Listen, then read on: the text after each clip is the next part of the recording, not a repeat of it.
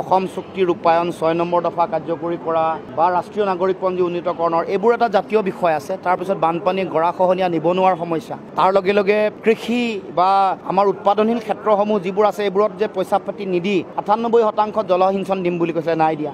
আমাৰ উৎপাদিত সামগ্ৰীসমূহৰ ক্ৰয় বিক্ৰয়ৰ কাৰণে যি ব্যৱস্থা কৰি দিম বুলি কৈছিলে, এইবোৰ নাই কৰা। এই বিভিন্ন বিষয়ত তেওঁলোকৰ দুৰ্নীতি, তেওঁলোকৰ ভ্ৰষ্টাচাৰ, স্বজনতোষণ এইবোৰ এটা ইছ্যু হ'ব আমাৰ নিৰ্বাচনী। আৰু তাৰ লগে লগে তেওঁলোকৰ যোৱা নিৰ্বাচনত যিবোৰ প্ৰতিশ্ৰুতি দিছিল এই প্ৰতিশ্ৰুতিবোৰ প্ৰায়বোৰ পালনত তেওঁলোক বিফল হৈছে। ৰাষ্ট্ৰীয় সমস্যা হিচাপে বান গৰাখহনীয়া সমস্যাটো সমাধান কৰিম বুলি কৈছিলে। আমাৰ চাহ বাগিচাৰ যিসকল শ্ৰমিক আছে তেওঁলোকক 351 টকা দিম বুলি কৈছিলে। তেওঁলোকে 6 জনগোষ্ঠীক জনজাতিকৰণ কৰিম বুলি কৈছিলে। যিবোৰ কাম তেওঁলোকে কৰিব পৰা নাই সেইবোৰ বিষয়ত আমি আগন্তুক দিনসমূহত আমাৰ সেই বিষয়সমূহক লৈ ৰাইজৰ মাজলৈ যাম আৰু আমাৰ নিজৰ দৃষ্টিভংগী থাকিব যে আমি কেনেকুৱা ইকনমি কেনেকুৱা কৰিব কৈছোঁ। আমাৰ দলৰ এটা শ্লোগানে আছে, ঘৰে ঘৰে আমি আৰু ঘৰে ঘৰে উপাৰ্জন। উৎপাদনশীলতাটো নোহোৱা কৰাটো চৰকাৰেও এইবাৰ কেগৰ প্ৰতিবেদনতো কৈছে যে আপোনালোকে যিমানবোৰ পইচা আমাৰ পৰা লৈছে, দিল্লীৰ পৰা লৈছে, এছিয়ান ডেভেলপমেণ্ট বেংকৰ পৰা লৈছে, এইবোৰ আপোনালোকে প্ৰডাক্টিভ কামত লগোৱা নাই। আপোনালোকে কি কৰিছে? এইবোৰ আপোনালোকে ভোটৰ কাৰণে ব্যৱহাৰ কৰিছে। সেইকাৰণে সংকটটো বাঢ়ি আহিছে। সেইটো হৈ থাকিলে শ্ৰীলংকাৰ নিচিনা পৰিৱেশ হ'ব, সেইটো হৈ থাকিলে বাংলাদেশৰ নিচিনা পৰিৱেশ হ'ব।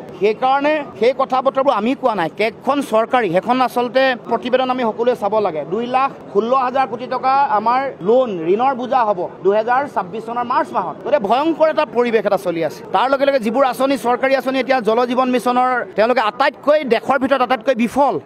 এই কথা বতৰাবোৰ আমি লৈ যাব লাগিব। অবাধে চলা দুৰ্নীতি, সিন্ডিকেট, ভ্ৰষ্টাচাৰ, পৰিয়ালকেন্দ্ৰিক দুৰ্নীতি, তেওঁলোকে দিয়া প্ৰতিশ্ৰুতিসমূহ পালন কৰিব নোৱাৰে, সকলো কথা লৈ ৰাইজৰ মাজলৈ